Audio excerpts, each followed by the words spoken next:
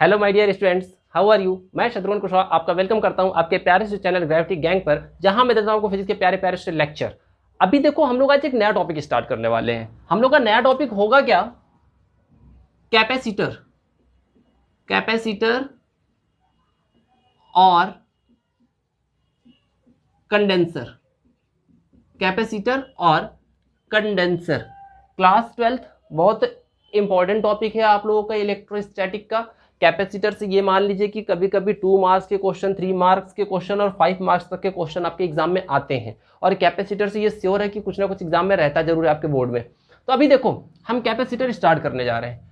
थोड़ा सा इस टॉपिक को स्टार्ट करने से पहले मैं आपको थोड़ा सा टाइम लूंगा, तो प्लीज लेक्चर पूरा देखिएगा। मैं पूरी कोशिश करूंगा कि कैपेसिटर का जो रियल मीन्स है वो आपके माइंड में किसी भी तरह से सेट हो जाए।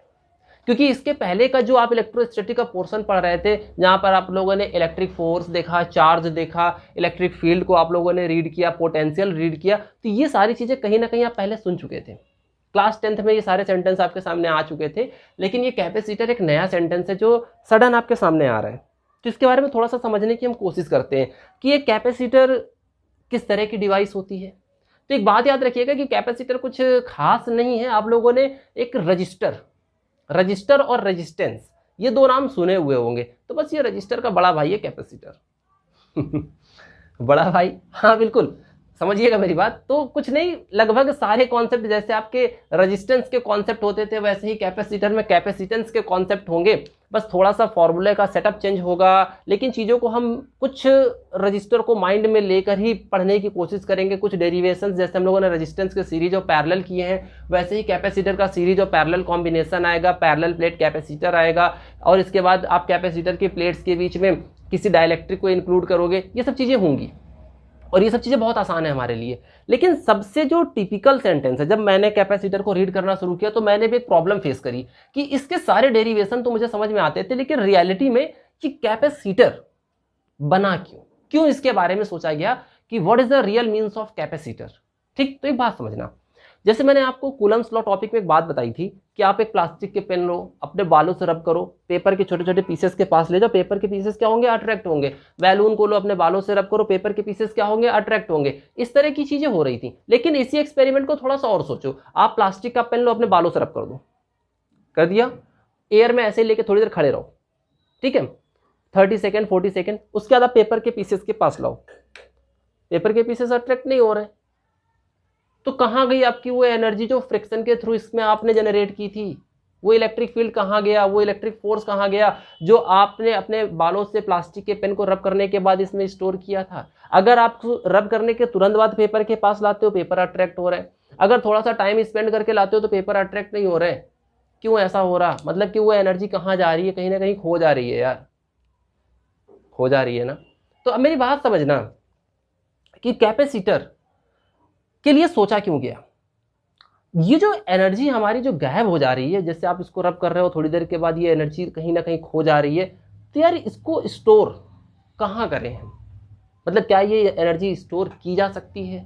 कुछ ऐसा ही कॉन्सेप्ट है कैपेसिटर का, और रियल में यही कैपेसिटर होता है जिसमें आप अपनी इलेक्ट्रिकल एनर्जी को स्टोर करते हो। This is the definition of capacitor. Capacitor is a device which stores electrical energy. Real में मुझे तो यही डेफिनेशन पसंद है, विच स्टोर्स इलेक्ट्रिकल एनर्जी। लेकिन कई लोग इस डेफिनेशन को इस फॉर्म में देते हैं कि किस फॉर्म में इलेक्ट्रिकल एनर्जी स्टोर हो रही। तो कई बुकों में लिखा होता है कि capacitor is a device which stores electrical energy in form of electric charge. ठीक है, वैसे बेसिकली मुझे पसंद है इलेक्ट्रिकल एनर्जी स्टोर करता है। कैपेसिटर एक ऐसी डिवाइस है। ओके, तो एक बात और आते हैं कि यार ये कैपेसिटर का इन्वेंशन बहुत इंटरेस्टिंग है। मेरी बात समझिएगा, इसकी डिस्कवरी रियल बताई जाए तो कोई डिस्कवरी थी ही नहीं, मतलब एक एक्सीडेंट था जिसके थ्रू कैपेसिटर हमारे सामने आया। अब मैं थोड़ी सी आपसे बात करता हूं कि कहां से इसकी डिस्कवरी की गई थी। तो देखिए, हमारे पास इसकी डिस्कवरी के लिए दो साइंटिस्ट हैं जिनको इंपॉर्टेंस दी जाती है। तो एक तो हमारे पास हैं वोन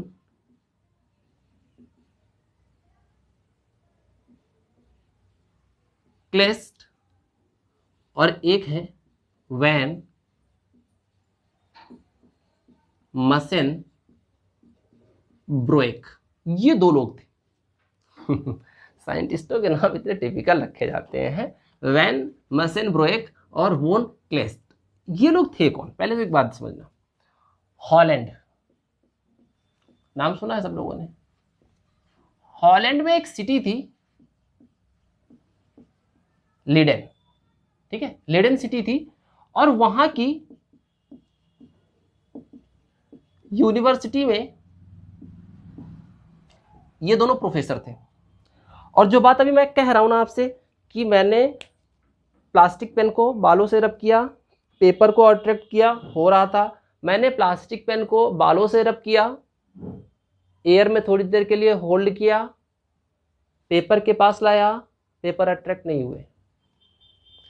यही सब बातें वोन क्लेस्ट ने सोची थी। मतलब रियल बताया जाए तो कैपेसिटर को इन्होंने इन्वेंट नहीं किया था, कैपेसिटर का इन्वेंशन तो इन्होंने किया था, लेकिन आइडिया इन्होंने दिया था।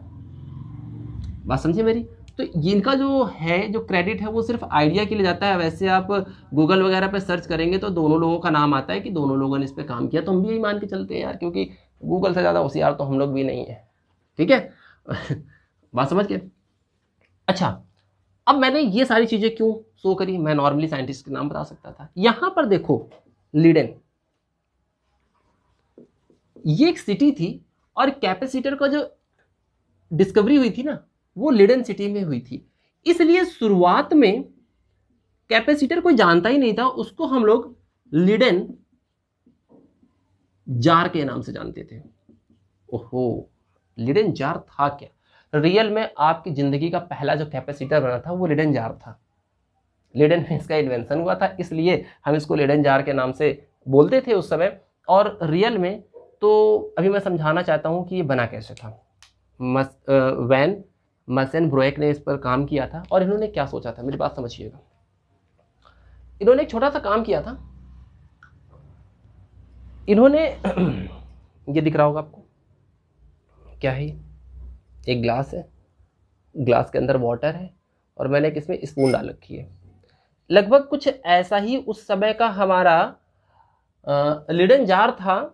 तो मसेनब्रोएक ने क्या किया कि एक कांच का ग्लास लिया, उसके अंदर वाटर लिया, और यहाँ पर एक मेटल को ऐसे इन्होंने होल्ड कर दिया। और सबसे पहली बार उन्होंने क्या किया था, मेरी बात समझिएगा। सबसे पहली बार उन्होंने एक, ये बुक है छोटी सी, इसके ऊपर इन्होंने इसको ऐसे रख दिया, ओके।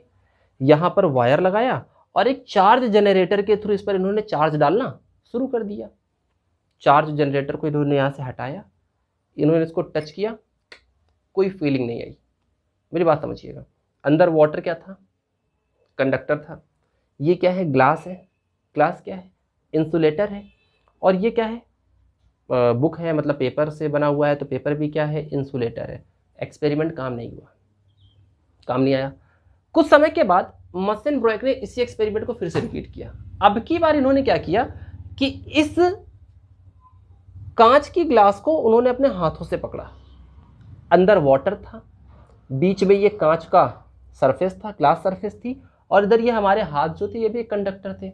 अब इन्होंने इस पर एक वायर कनेक्ट किया, चार्ज जनरेटर के थ्रू इस पर इन्होंने चार्ज डालना शुरू किया। वायर को हटाया, और उन्होंने इसको टच किया। जैसे ही उन्होंने इसको टच किया, उन्हें एक करारा शॉक लगा, और शॉक इतना झटकेदार था कि शायद वो मरते मरते बचे थे मसेनब्रोएक। तो यही कहा जाता है कि उनकी लाइफ में एक एक्सीडेंट हुआ था, जिसके थ्रू इन्होंने लीडेन जार को रिसर्च किया था। अब मेरी बात समझिएगा, सॉरी, डिस्कवरी करी थी लीडेन जार की। तो अभी देखो यहाँ पे क्या हुआ, अंदर वाटर क्या है? कंडक्टर है। ये बीच में क्या है? बीच में क्या है? ग्लास सरफेस, इंसुलेटर है। और इधर अपने हैंड, अपना हाथ क्या है? कंडक्टर है। तो मतलब अगर कहीं पर भी एक कंडक्टर, उसके बाद एक इंसुलेटर, और उसके बाद एक और कंडक्टर, समझे मेरी बात को? मेरी बात समझ गए? मतलब एक ऐसा सिस्टम जिसमें दो कंडक्टर्स हों, और वो किसी इंसुलेटर के थ्रू सेपरेट किए जा रहे हो, आपने तुरंत और तुरंत लीडेन जार का स्ट्रक्चर तैयार कर लिया। अब मेरी बात समझना, ये जो लीडेन जार था ना, इसी को आज के समय में आप लोग कैपेसिटर के नाम से जानते हो। तो मैंने क्या समझाया? फिर से वही चीज कि इनके साथ क्या हुआ था, इन्होंने जैसे ही अपने हाथों से इसको पकड़ा, यहाँ पर कंडक्टर आया, यहाँ पर क्या हुआ, glass surface, insulator, under water conductor, जब उन्होंने इस मेटल के ऊपर चार्ज जनरेटर के थ्रू चार्ज को स्टोर किया और उस चार्ज जनरेटर के वायर को हटा दिया, और जब उन्होंने इसको छुआ तो उनको करारा सा झटका लगा। इसका मतलब क्या था, यहाँ कुछ चार्ज स्टोर हो चुके थे, कुछ एनर्जी स्टोर हो चुकी थी। This is the real means of capacitor, इसी को आप लोग कैपेसिटर कहते हो। मतलब कि अगर मुझसे डेफिनेशन बोली जाती है कि what is the means of capacitor, बेटा ये सब बातें केवल आपको थोड़ा सा टॉपिक में इंटरेस्ट लाने के लिए, और जो रियल मीन्स था कैपेसिटर का, जैसे लेडन जार, कई लोग कंफ्यूज कर देते हैं, पूछ देते हैं what is the means of Leyden jar, तो यार बोल देना अपनी जिंदगी का पहला कैपेसिटर। मसेन ब्रॉयक ने सर्च किया था, लेडन जार था, एक्सपेरिमेंट आप समझा सकते हो, इस तरह का कुछ उनकी लाइफ में हुआ था। तो उस समय क्या हुआ था कि जब लेडन जार सर्च हुआ, हाँ इसके बाद एक और इंटरेस्टिंग चीज हुई कि हॉलैंड में जो मैजिशियन थे, वहां पे जो मैजिक शो वगैरह करतब वगैरह दिखाया करते थे, वो लेडन जार का यूज करते थे अपने मैजिक शो में, लोगों को बेवकूफ बनाने में। बात समझ गए? तो उस समय शायद इनको भी नहीं पता था कि इतना बड़ा उन्होंने इन्वेंशन कर दिया, इतनी बड़ी डिस्कवरी कर दी है जो आज के समय में बहुत ज़्यादा यूज हो रही है। बात समझ गए? तो ये था कैपेसिटर। तो कैपेसिटर को देखो, अब आते हैं, तो ये सब बातें थी आपको, आपकी जानकारी के लिए थी, आपको इतनी सब बातें थोड़ी बहुत पता होनी चाहिए टॉपिक के बारे में। तो इसको मैं यहाँ से भी रफ करता हूँ। Okay okay okay okay okay, इसको मैंने यहाँ से रफ किया। तो अब आते हैं कि हम मीन्स तो समझ गए कैपेसिटर का, एग्जाम में कैसे हम डिफाइन करेंगे what is the means of capacitor. तो हम लिखेंगे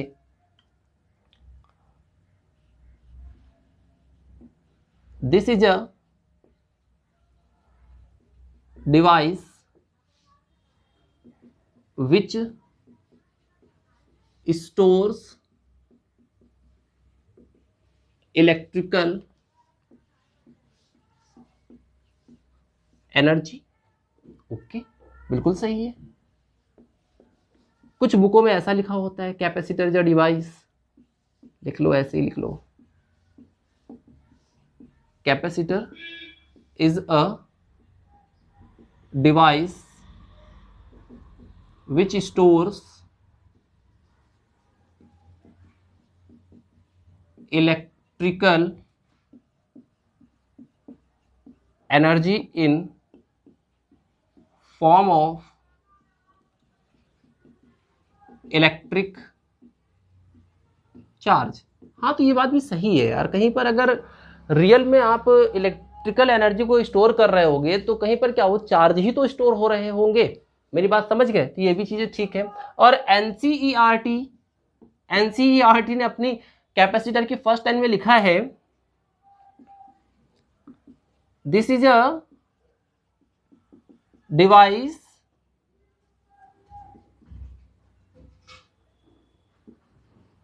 which act as a system of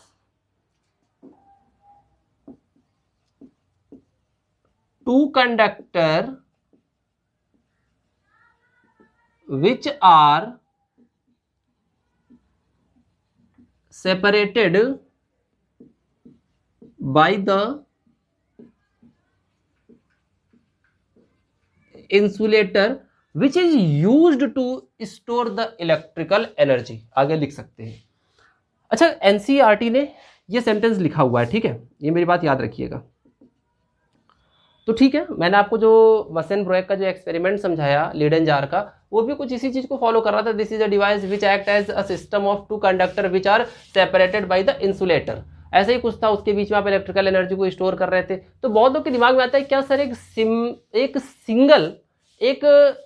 single या फिर एक आइसोलेटेड जो हमारे पास कंडक्टर है, क्या वो एक कैपेसिटर की तरह एक्ट नहीं कर सकता? क्या एक सिंगल कंडक्टर? तो देखिए, एक सिंगल कंडक्टर मटेरियल एक कैपेसिटर की तरह एक्ट करेगा, लेकिन एक बात याद रखिएगा, एनसीईआरटी ये कहता है कि एक सिंगल कंडक्टर तभी कैपेसिटर की तरह एक्ट कर सकता है जब आप किसी दूसरे, उसके रिस्पेक्ट में किसी दूसरे कंडक्टर को इनफाइनाइट पे सपोज करो। उसके बाद मेरी बात समझे? अगर आप एक सिंगल कंडक्टर को एक कैपेसिटर की तरह ट्रीट करना चाहते हो तो इसका मतलब क्या होगा कि एक दूसरा कंडक्टर आपके माइंड में चलना चाहिए कि उसको आपने इनफाइनाइट में सपोज किया हुआ है, तो भी वो एक कैपेसिटर हो सकता है। This is the means of capacitor. Okay okay sir, लिख तो लिया, थोड़ा सा और इसको मजेदार करिए सर, और मजेदार करिए, कुछ और समझाइए। ओके, पॉज करके इतना नोट करिए, क्योंकि आपके एग्जाम में अगर 1 नंबर में आएगा तो आपको लिखना तो यही सब पड़ेगा। ठीक है, फटाफट नोट करिएगा। आइए, इसको मैं हटाता हूं। अभी मैं आपको कैपेसिटर को समझाता हूं कि ये आपकी इलेक्ट्रिकल एनर्जी को स्टोर कैसे करती है। देखो मैंने क्या बोला, मैंने यहां पे एक कंडक्टर लिया, यहां पे एक और कंडक्टर लिया। ओके, अच्छा एक बात समझो, क्या कभी भी अगर मैं 2 कंडक्टर प्लेट ले लूं या कंडक्टिंग बॉडी ले लूं, मटेरियल ले लूं, उसके बीच में इंसुलेटर को रख दूं, तो क्या वो कैपेसिटर बन जाएगा? यार सोचो यार, अगर आप किसी के साथ, मान लो कि आप किसी के साथ कभी चाय पीने गए, उस तरफ बंदा खड़ा है इतने तो शरीफ नहीं हो, बंदों के साथ चाय पीने जाओगे, ठीक है, पिला देखो, मजाक नहीं। उधर मान लो आपका एक फ्रेंड खड़ा है, इधर आप खड़े हो, बीच में एयर है, यार आप दोनों लोग तो कंडक्टर हो, बीच में एयर, क्या आप लोग कैपेसिटर बन गए? क्या आपके बीच में इलेक्ट्रिकल एनर्जी को स्टोर कर सकता हूं मैं? हो सकता है सर? यार सोचो तो मेरी बात, एनर्जी स्टोर करने के लिए एनर्जी आएगी कहां से, ये भी तो सोचो।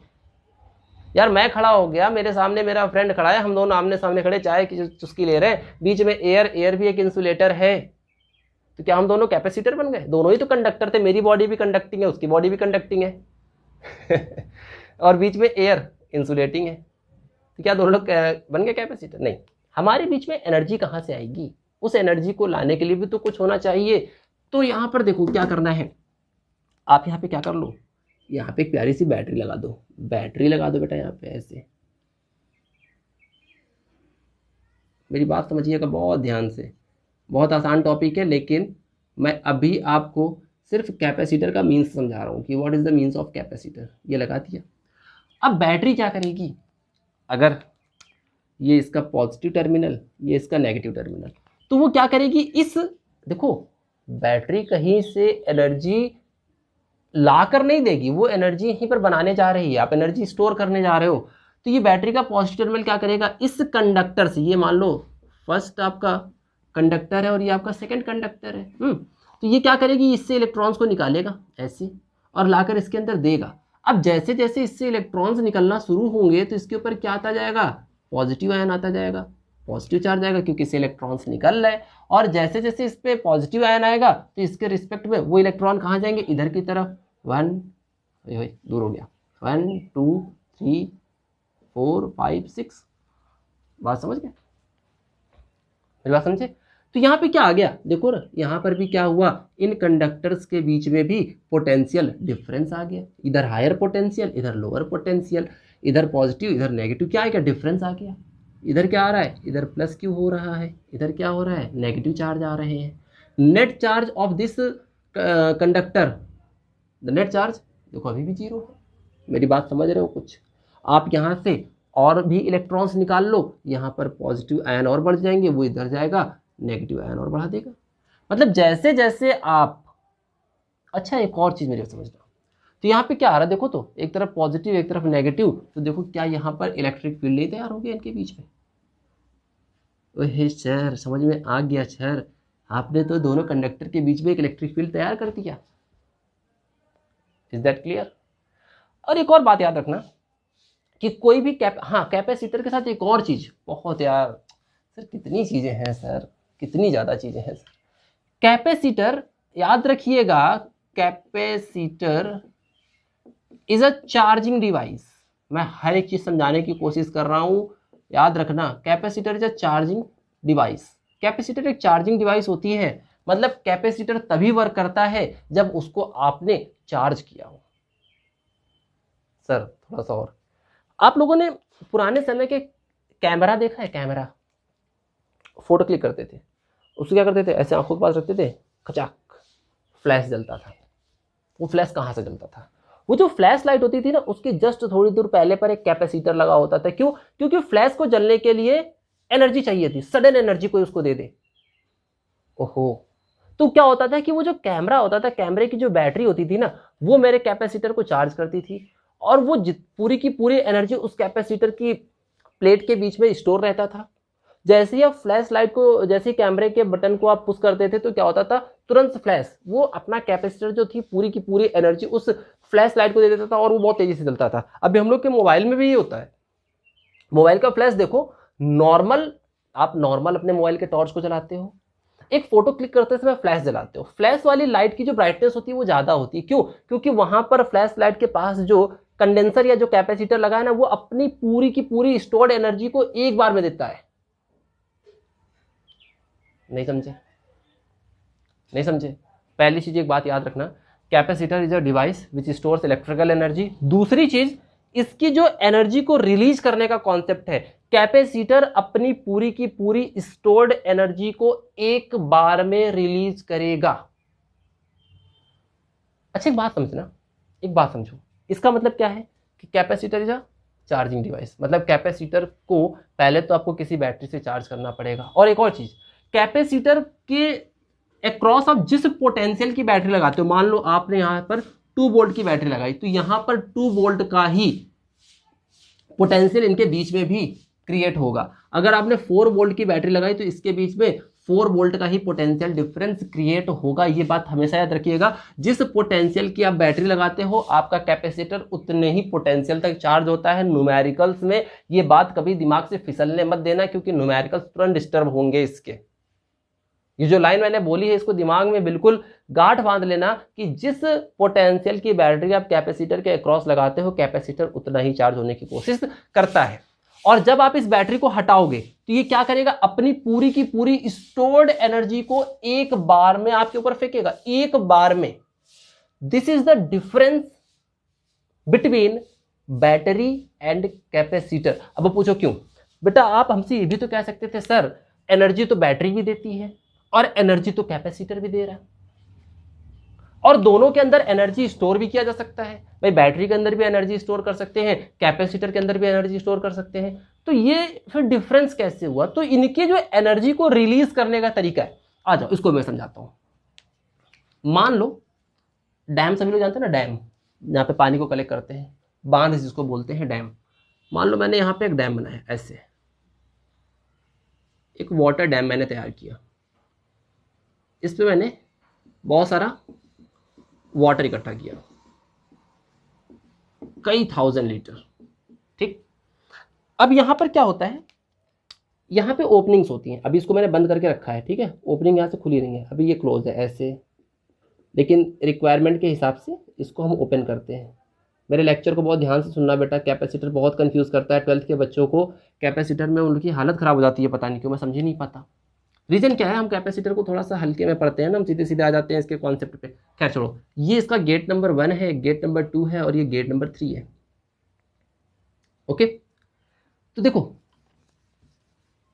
अगर मैं यहां से सिर्फ एक गेट को ओपन करूंगा, तो यहां से वाटर क्या होगा, धीरे धीरे जाएगा, एक कांस्टेंट स्पीड से जाएगा, धीरे धीरे एक फिक्स रेट से यहां से वाटर बाहर निकलता रहेगा।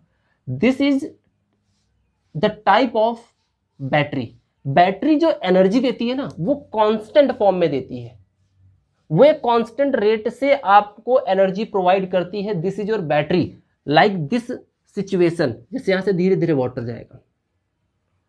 अच्छा एक और चीज, अगर मैंने मान लो इस डैम को यहां से पूरी तरह से तोड़ दिया, तो अब यहां का पानी धीरे धीरे जाएगा या एक बार में पूरा पानी चला जाएगा? सर ऐसा करोगे ना तो पूरे के पूरे गांव में बाढ़ आ जाएगी। क्यों आ जाएगी? क्योंकि इसने अपनी पूरी की पूरे वाटर को एक बार में रिलीज कर दिया। This is capacitor. बात समझ गए? डैम के अंदर पानी स्टोर था, बैटरी और कैपेसिटर एनर्जी स्टोर थी। डैम के पास जो माउथ लगे थे, गेट नंबर 1 लगा था, 2 लगा था, 3 लगा था, जब मैंने 3 को ओपन किया तो वाटर धीरे धीरे कांस्टेंट स्पीड से जा रहा था। This is concept of battery. Battery हमेशा एक कांस्टेंट रेट से आपको एनर्जी देती है। ओम्स लॉ के बाद कॉम्बिनेशन ऑफ बैटरी वगैरह में आपको पढ़ना है ये सब कुछ, वो कैसे एनर्जी वगैरह रिलीज करती है। लेकिन जब मैंने कैपेसिटर का कॉन्सेप्ट स्टार्ट किया तो मैंने कहा इसको पूरा का पूरा डैम को यहाँ से तोड़ दो, पूरा का पूरा वाटर एक बार में बाहर। दिस इज योर कैपेसिटर, मतलब ये अपनी स्टोर्ड एनर्जी को एक बार में रिलीज करता है। लिख लीजिएगा नोट पॉइंट में, capacitor release its whole energy in one time, in once. जो आपको सही लगे वहां पे आप लिख लीजिए, याद रखिएगा इसको नोट पॉइंट में, मेरी बात जरूर लिख लेना बेटा। गलतियां बहुत होती हैं कैपेसिटर में, आप लोग कैपेसिटर और बैटरी को एक ही चीज समझ लेते हो। तो capacitor release its whole energy in one time. Okay, एक बार में अपनी पूरी एनर्जी को रिलीज कर देता है। This is your capacitor. Capacitor across जिस पोटेंशियल की बैटरी लगेगी कैपेसिटर उतना ही चार्ज होगा। इस बात को भी याद रखना, न्यूमेरिकल बहुत काम आएगा। Okay, very good. अब देखो जरा, अब देखो यहां से, अब देखो जैसे जैसे यहाँ पे पोटेंशियल आप ज़्यादा करोगे तो ये यहाँ से ज़्यादा चार्ज को, इलेक्ट्रॉन्स को यहाँ से अपनी तरफ लेगा ना। इसका मतलब क्या है कि आपके कंडक्टर का जो चार्ज होता है it is directly proportional to the potential. Okay, इस साइन को, प्रोपोर्शनैलिटी को हटाते हैं, इक्वलिटी लगाते हैं, और इक्वलिटी कभी भी लगाया जाता है तो एक कांस्टेंट आता है, कांस्टेंट आता है, तो ये हो जाएगा Q is equals to CV। This is the formula. And C is what, this is your constant. अब मेरी बात समझिएगा, this is your constant term. C क्या है, constant, and C is called capacitance of conductor. C is called capacitance of conductor. Sorry, capacitance of capacitor. ठीक है, capacitance of capacitor। एक यहां से एक नई चीज आई, C is what, this is a constant term। अच्छा, C is a constant term, तो इसका मतलब कि अगर मैं C की बात करूं तो C is equals to your Q upon V। This is the capacitance of capacitor. तो अब बात यह आती है कि what is the means of capacitance. Capacitance है क्या, what is the means of capacitance. तो एक काम करिए, कैपेसिटर आपने लिखा, कैपेसिटर के आगे ये डायग्राम बनाना था, ये सारे पॉइंट्स आपको नोट करने थे। मेरी बात क्लियर हुई? इतना नोट करिए जरा फटाफट पॉज करके बेटा, इतना नोट करिए, फिर इसके आगे मैं बहुत इंटरेस्टिंग चीज आपको बताने जा रहा हूँ।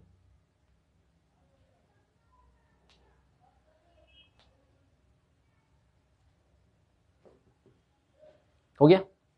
देखिए देखिए देखिए, ये चीज आई मेरे पास। अब मैं इसके बारे में एक्सप्लेन करने जा रहा हूं कि what is the real means of capacitance. तो हेडिंग लगा लीजिएगा, capacitance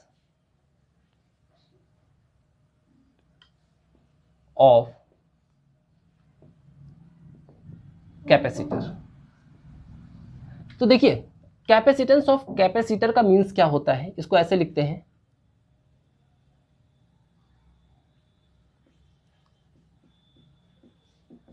capacitance of capacitor is a measure of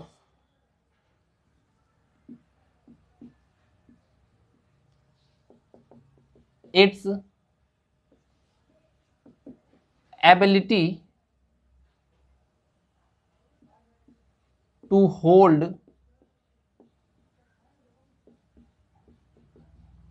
electric charge. Capacitance of capacitor is a measure of its ability to hold electric charge. इसको फटाफट जरा note करिए, pause करके फटाफट note करिए, ठीक है। अब एक और चीज, किसी किसी बुक में कैपेसिटेंस ऑफ कंडक्टर भी लिखा होता है। तो एक बात याद रखिएगा, नोट पॉइंट, आप ये भी लिख सकते हो। एक बात याद रखिएगा, capacitance is a property of conductor. जैसे हर कंडक्टिंग मटेरियल का रेजिस्टेंस फिक्स होता है, वैसे ही हर कंडक्टर का कैपेसिटेंस भी फिक्स होता है। इस चीज को याद रखिएगा। अभी मैं कुछ बातें समझाने जा रहा हूं जो कि बहुत ज्यादा कंफ्यूज करती है आपको बोर्ड एग्जाम में। ठीक, डेफिनेशन हो गई, कुछ लोग इसको हाँ ठीक है, इतना लिख लिया। अभी मैं समझा रहा हूँ, जल्दबाजी नहीं, फटाफट नोट कर लीजिए इसको। देखिए अब इसको मैं ऐसे रफ कर रहा हूँ। तो कैपेसिटेंस ऑफ कैपेसिटर का आपने जो फॉर्मूला अभी देखा, मैंने बताया कि it is property of conductor, C is equals to Q upon V। तो कुछ लोग इसको ऐसे भी डिफाइन करते हैं कि it is a ratio of given charge on conductor and rise in potential between the conductor. कुछ लोग ऐसे भी कर सकते हैं कि मतलब ये चार्ज और पोटेंशियल का रेशियो होता है, this is your capacitance of capacitor. ठीक है, लेकिन यहां पर बहुत कायदे से जो बात याद रखिएगा कि capacitance of conductor does not depends on Q and V। ये सर आपने क्या बताया सर? फॉर्मूले से तो बहुत क्लियरली दिख रहा है कि sir C is directly proportional to the Q, C is inversely proportional to the V। But आप कह रहे हो कि capacitance of conductor does not depends on C and V। हाँ, capacitance of conductor is independent from Q and V। याद रखना, आपके teacher यहाँ बहुत गलती करते हैं। बहुत से टीचर पढ़ा देते हैं कि C is proportional to the Q and C is inversely proportional to 1 upon V। गलत है, कभी नहीं पढ़ना, कभी नहीं पढ़ना। आप सोचो यार, मेरी बात समझना कि आप सोचो यहां से आपने पोटेंशियल इंक्रीज किया, इसने जब पोटेंशियल ज्यादा होगा, या यहां पर सोचो, छोड़ो यहां पे पोटेंशियल डिफरेंस आ रहा, आप यहां से ज्यादा चार्ज निकाल दो, पोटेंशियल डिफरेंस बढ़ जाएगा। मेरी बात समझना, ज्यादा अगर यहां से आप चार्ज निकाल दोगे तो यहां पोटेंशियल ज्यादा हो जाएगा, या फिर यहां ज्यादा पोटेंशियल की बैटरी लगा दोगे तो ये ज्यादा से ज्यादा चार्जेस को अपने पास अट्रैक्ट करेगा ना, ज्यादा से ज्यादा इलेक्ट्रॉन निकालेगा ना। इसका मतलब कि जब आप इसको बढ़ा रहे हो तो ये तो ऑलरेडी इसके साथ बढ़ जा रहा है, तो फिर क्या डिवीजन तो कांस्टेंट ही रहेगा। सर फिर से बताओ एक बार, मेरी बात समझना, अगर आप यहां पर बैटरी की पोटेंशियल बढ़ा दो तो ये क्या करेगा, ज्यादा से ज्यादा चार्ज को निकालेगा ना अपने अंदर से। तो इसका मतलब जब आप इसको बढ़ा रहे हो तो ये तो ऑलरेडी बढ़ जा रहा है। तो जब ये दोनों ही वैल्यू आपस में बढ़ जा रही है एक दूसरे के रिस्पेक्ट में, तो इसका मतलब फिर से डिवीजन क्या हो जाएगा, कांस्टेंट ही तो हो जाएगा। इसका मतलब ये मेथड गलत होता है। याद रखिएगा, कभी भी आपका कैपेसिटेंस चार्ज की वैल्यू पर डिपेंड नहीं करता और ना ही पोटेंशियल पर डिपेंड करता है। तो फिर डिपेंड किस पे करता है? हाँ, ये आपने अच्छा क्वेश्चन पूछा, तो याद रखिएगा, capacitance of capacitor is depend upon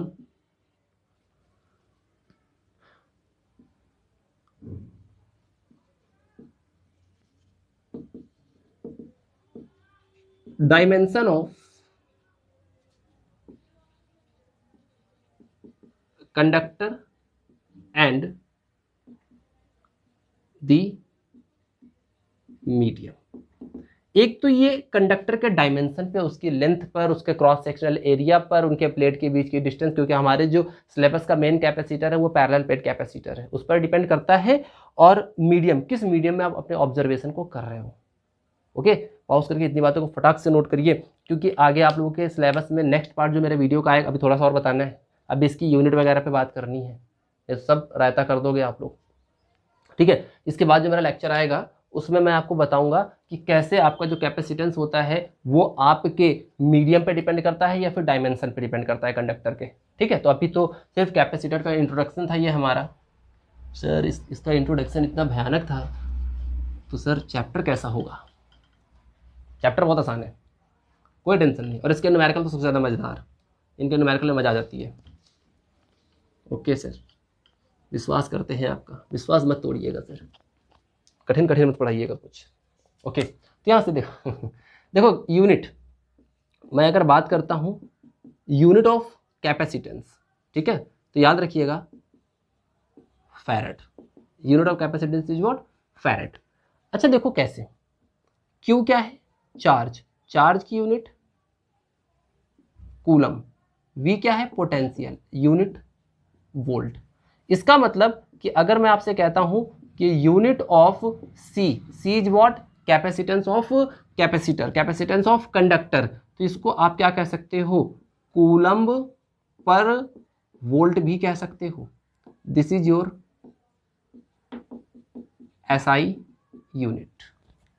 is that clear? Okay. अब कभी कभी क्या होता है कि बोर्ड एग्जाम में एक डेफिनेशन आती है, what is the means of 1 farad, what is the means of 1 farad. तो देखिए 1 फैरेड, तो याद रखिए if Q is equals to 1 coulomb and V is equals to 1 volt, so the capacitance of capacitor comes out 1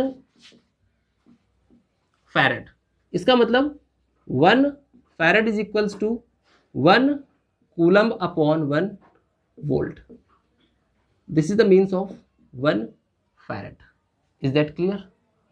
Okay, 1 farad exam में पूछा जाता है 1 marks में, ठीक है ना, तो ये आपको वहां पर समझाना होता है। सर बोर्ड एग्जाम है सर, एग्जाम में सिर्फ ऐसा लिखेगा मैं, नहीं, मैं बताता हूँ आपको क्या लिखना है। आपको लिखना है 1 farad is a capacitance of conductor if 1 coulomb charge rises the potential of conductor by 1 volt। 1 farad is a capacitance of conductor if 1 coulomb charge rises the potential of conductor by 1 volt। मेरी बात समझ गए? Okay, तो ये चीजें आपको यहाँ पर पहले लेक्चर में आपको इतनी सारी बातें आपको इस चैप्टर से रिलेटेड पता होनी चाहिए बेटा। ये था कैपेसिटर का सिर्फ इंट्रोडक्शन, इसके बाद का वीडियो और भी मजेदार होगा। तो अगर आप मेरे चैनल पर नए हैं तो प्लीज़ मेरे चैनल को सब्सक्राइब करें बेटा, लाइक करें और अपने दोस्तों के साथ ऐसे ढेर सारा शेयर करें। अगर मेरा वीडियो आपको यूजफुल लगता है तो प्लीज़ इसे दोस्तों के साथ अपने शेयर करें। Thank you so much.